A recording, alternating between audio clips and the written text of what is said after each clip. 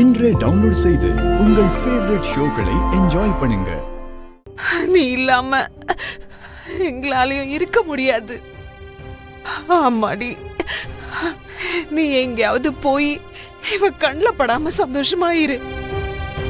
ஆமாம்மா, ஏற்கனவே ரொம்ப லேட் ஆயிடுச்சு. அந்த ஐயர் போய் ஆளுங்களை கூட்டிட்டு வந்துடுவாரு. அவங்க எப்படிப்பட்டவங்கன்னு ஊருக்கே தெரியும். இவனுக்காக அவங்க உயிரையும் கொடுப்பாங்க. தேவைப்பட்ட உயிரை எடுக்கவும் தயங்க மாட்டாங்கம்மா. நான் சொல்றது தயவு செஞ்சு கேளுமா. ஐயோ, நான் உங்களுக்கு எப்படி புரிய வைக்கிறது? உங்க எல்லாரையும் விட்டுட்டு என்னால எப்படி போக முடியும்?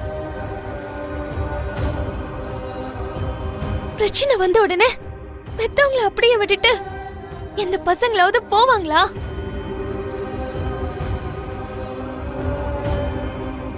அந்த விஷயம் தான் உனக்கு தடையா இருக்குன்னா, பெத்தவங்களை விட்டுட்டு போறதுக்கு உன் மனசு கேட்கலனா,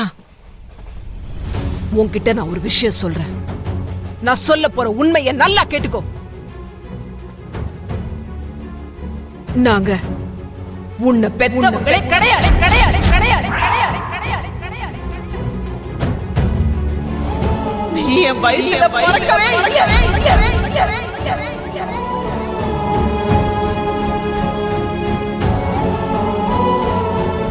நாங்க உன்னை பெத்தவங்க இல்ல, போயிடுன்னு சொல்றீங்களா?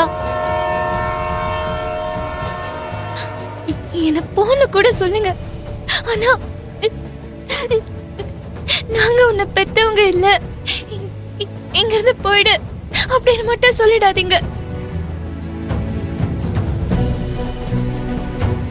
நான் அதை நம்ப மாட்டேன். என்னால நம்ப முடியாது. அந்த கடவுள் மேல சத்தியம் பண்ணி சொல்றேன்டி, உன்னை இந்த நெஞ்சில சுமந்து வளர்த்தனே தவிர இந்த பயத்துல சுமக்கிற பாக்கியம் எனக்கு கிடைக்கவே இல்லை.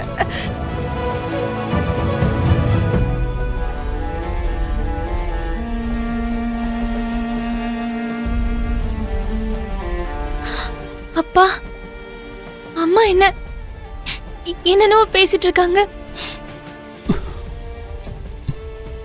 கடவுள் மேல சத்தியம்லாம் பண்ணி சொல்றாங்க.